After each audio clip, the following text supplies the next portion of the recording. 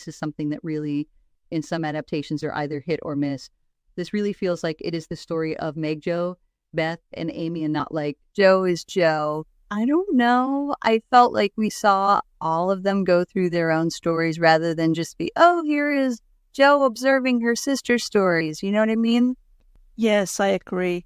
I think it actually puts more effort on Laurie as well. He doesn't have a full character arc, but there is a scene where he proposes Jo and he is really angry when she says no. There's a bit of that in the 1949 film. You get this idea that he does have this temper. I always remember the way that when he walked away, I just remember being like, oh, I guess I found that little scary. I didn't know why he was reacting that way, but I was like, that is harsh. Now, at that point, I was probably like 7. I hadn't read the book yet, so it definitely got that feeling that I got when reading the book as well, sort of unreasonable, and I was very much clear these two do not belong together.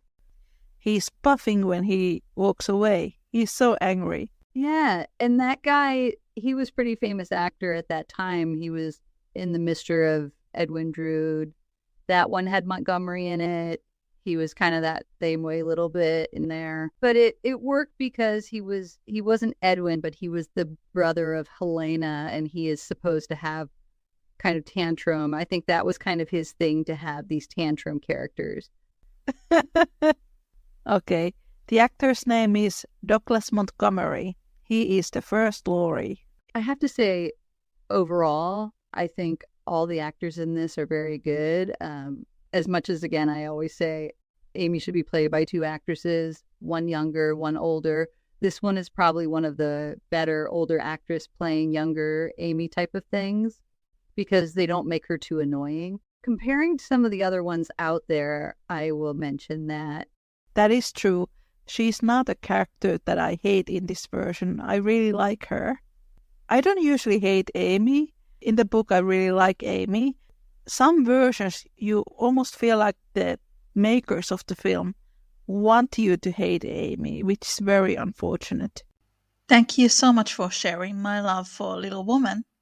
All the transcriptions of the Little Woman podcast are now available as paperbacks, ebooks, and as audiobooks on Amazon, Kindle, Nook, and bookstores. You can find all the links from the description. And now, back to the show.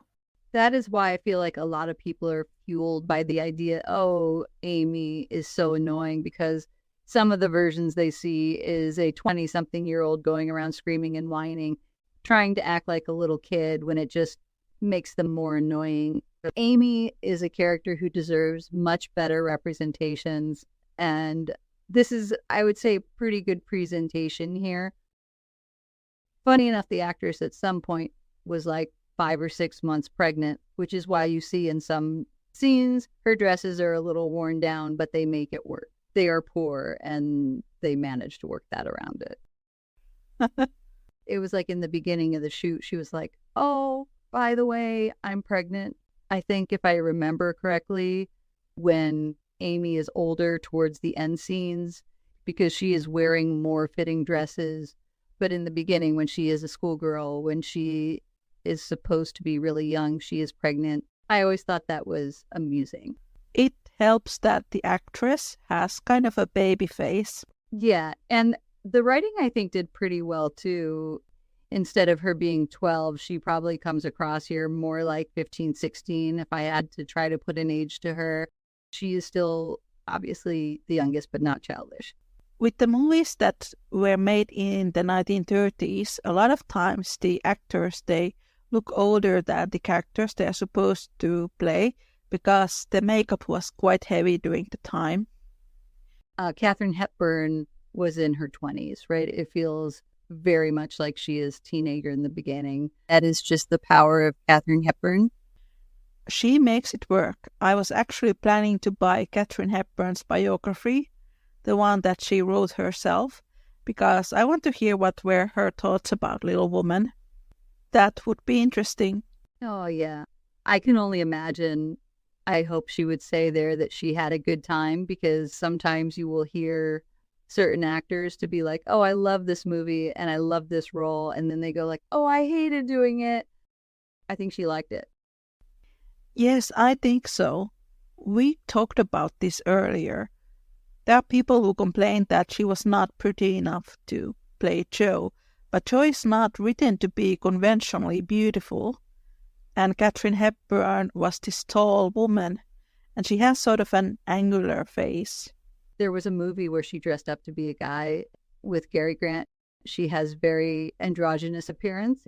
And then we have Douglas Montgomery, who played Laurie, and he's more effeminate. Yes, very pretty. Yes, a very pretty guy. Casting in this was very good. They were great, and I think that the story went really well. It followed through the story, and without them saying, you know, like, oh, 2 years have passed, instead of saying Meg getting engages to marry John, they didn't have to get all that to know that time has passed. The story told itself, and the actors made it go, oh, they are growing up. So I think that is a bonus. If you would have to put into a spot at the moment, where would you want to put it? I think this goes pretty high on my list. I am thinking of number 2 or number 3 at the moment. I think it is going to be my number 3 at the moment. I am just going to, put it down to my little notepad so I don't forget. Paul Lucas, who plays Professor Bear, he was from Hungary. Yes, and I actually remember that because I was just looking at my post I made about Friedrich and the different actors and their nationalities, because the next one, Trasnobrazi, he is Italian. He's probably one of my favorite Friedrichs. It has been a while since I saw the 1933 version, but I think it also has the scene where Friedrich plays the piano and Jo is listening. I just remembered the words, my senses fail, the burning desire devours me. That is the poem that is at the music. Yes, Goethe. It is perfect because Louisa May Alcott loved Goethe, and he was one of the models for Friedrich's character. Whoever wrote the 1933 film, I guess they knew about it, and it makes me so happy. One thing I will say about the 1933 version, I think it was a good starting off for the Jo and Friedrich shippers. It is not as much as in the book, but it is still pretty good. There is the piano scene, but then you also have their first meeting. It shows off who he is very clearly, great with kids, helpful to the staff, and a gentleman. I think the overall vibe that the film has is probably one of the best of the adaptations of book to screen. I think there is even a moment when he asks Jo if he could write to Jo's father. He wants Jo's father's permission before he is going to ask Jo to marry him.